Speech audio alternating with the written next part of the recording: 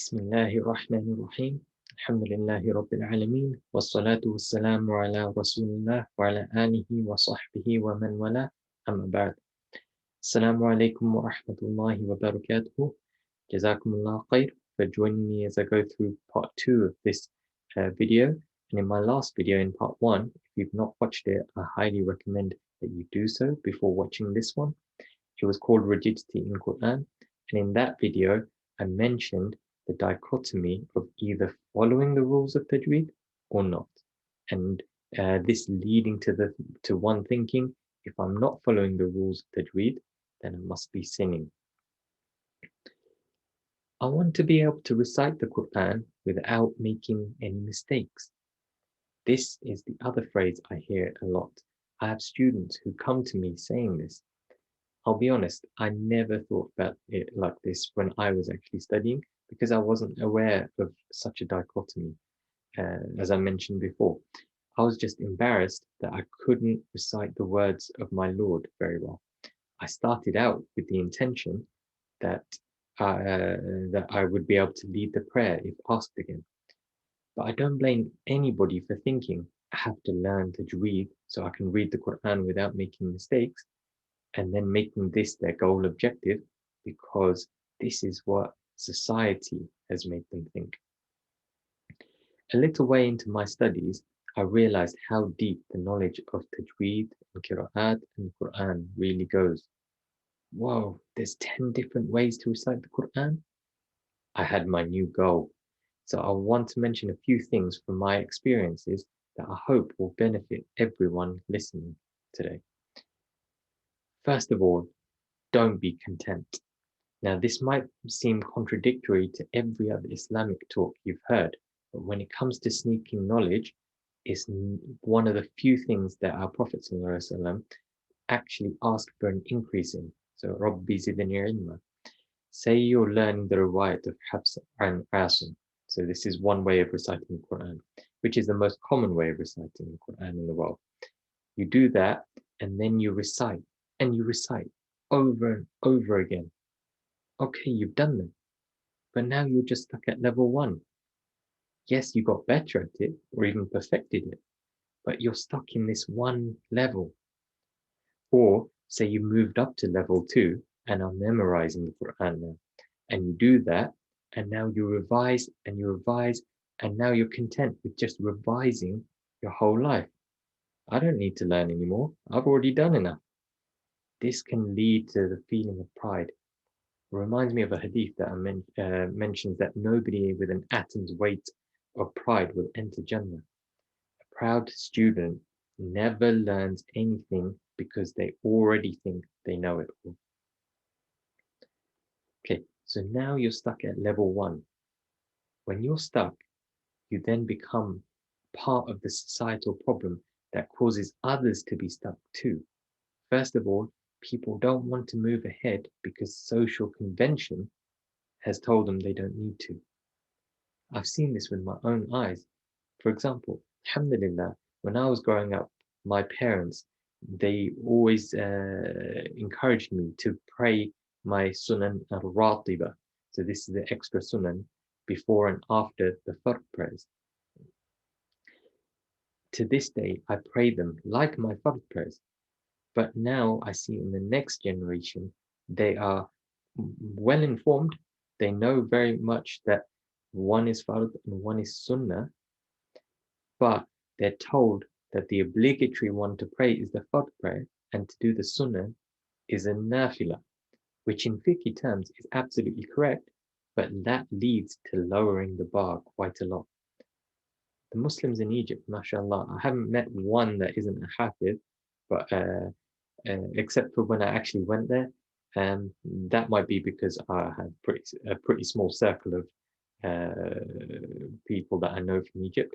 But the ratio of huffaz to non-huffaz is probably still really high. And nowadays, we get so excited when our 16-year-old manages to memorize Juz Amma.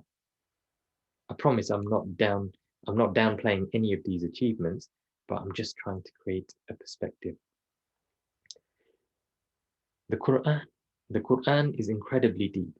And the only way to learn more about it is to keep moving forward. It can mean perfection, but not being stuck at perfection. So I give the example of the levels. Once you've completed one, move on to two, and then three, and then four. You don't need to have reached perfection in level one before you move on to two. So completion doesn't mean perfection. By the time you reach level three and four, you'd have automatically perfected level one and two. This way, you understand the depth of the Qur'an and gain a wider perspective and also humble yourself a lot more. There's many reasons why I endorse such an opinion. Firstly, as Muslims, we should give our all and aim for the highest targets in everything we do. When our Prophet ﷺ told us to ask for Jannah, he told us to ask for Jannatul Firdaus. Why is that? If we aim high, if we aim to get that perfect mark on that test, for example, then even if we fail to reach it, we would have got much further than anywhere we could have got to otherwise. The same is with Jannah. There are those who say, I just want to make my way into Jannah. They've aimed about 1 foot inside of the doors of Jannah. Ya Allah, imagine if they end up 2 feet away from achieving it. They'd be begging to have another go. And then they'd end up saying, I wish I could just about get 3 feet inside of the doors of Jannah instead. So when students say they want to learn how to recite the Qur'an, that's all good and well, but know there are higher levels to move on to and to aim for. Okay. Secondly, I want to give a metaphor, and I hope this story helps you understand. I imagine I gave you £1,000,000 or $1,000,000 or £1,000,000 worth of notes on the table in front of you, and I told you after every minute I would give you another million, and so on for 10 minutes. Okay, and after those 10 minutes is gone, then it will all be gone. All the money will go. Whatever you grab and put in your unlimited bag, you can take with you. First of all, I'd be crazy for just giving that kind of money away. But what would you do? Would you take the first million and then think, okay, that's enough. I don't need another 9 million. No, then you'd be the crazy one. You'd try and get all of it. That's the goal. Now let's think about a few scenarios. What would happen if I never told you that more would be coming each minute? Then you try your very best to get that first million. And then what would you do if I gave you all 10 million right at the beginning? You'd still go for the entire 10 million instead then. Why do I give this analogy? The first example is like those who say, I just want to be able to recite the Qur'an without making mistakes. They are content with very little and then get stuck. Plus, they take the whole 10 minutes just to take 1 million. Okay? They spend years and years attaining that which could have been completed sooner. The second example of not being aware that there was more coming is that of those whose eyes aren't open to the depth of the Qur'an. I'll be honest and say I was one of them. I never knew. I was around the metaphorical 30-second mark before someone told me that there was more coming and aimed to get more. The third and final example is that of those who aim high. They got the 1 million that the people in the first group got in 1 minute as opposed to 10 minutes. Plus, they managed to bag 10 times as much. These people complete each level much quicker than those of the first group. I've seen many students who have come and told me they've spent years trying to complete their recitation or tajweed with their teacher.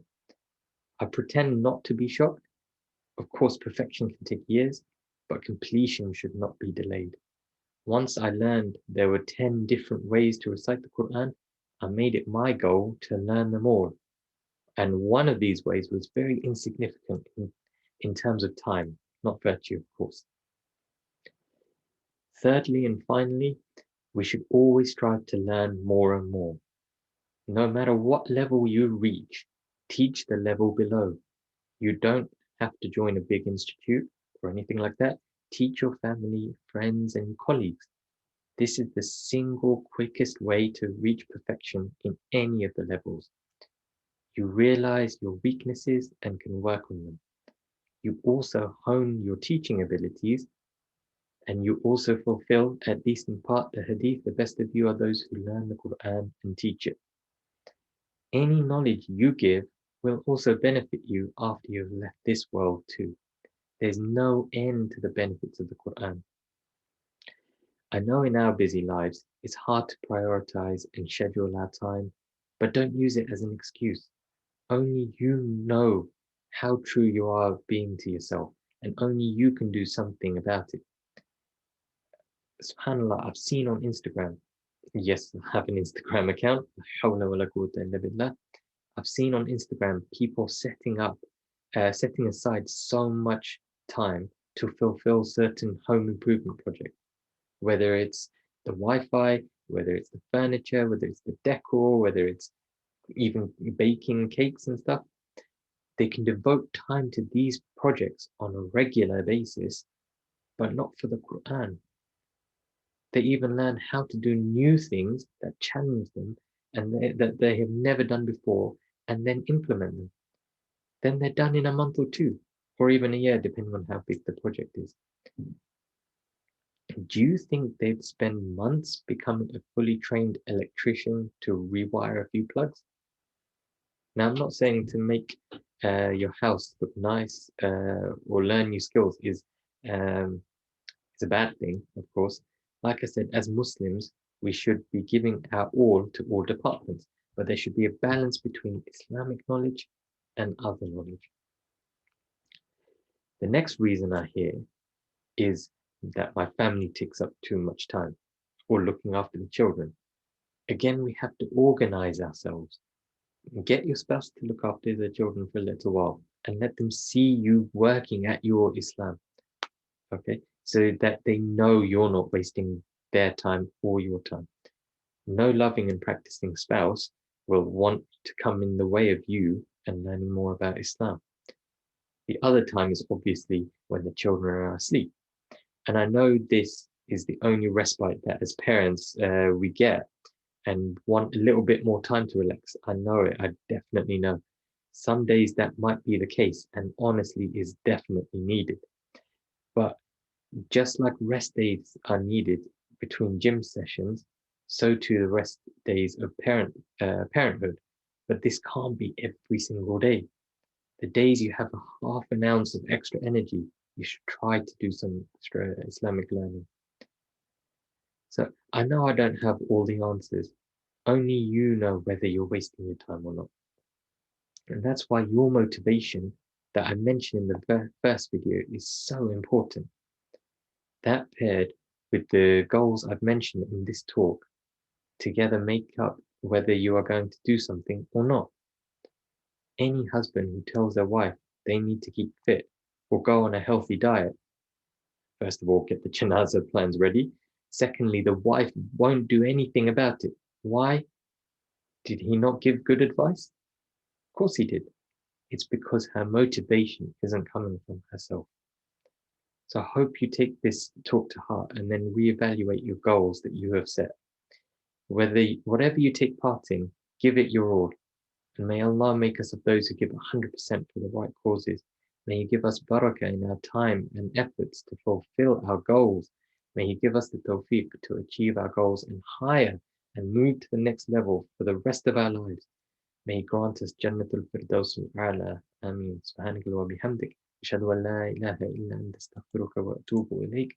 ربنا تقبل منا إنك أنت السميع العليم وتب علينا إنك أنت التواب الرحيم.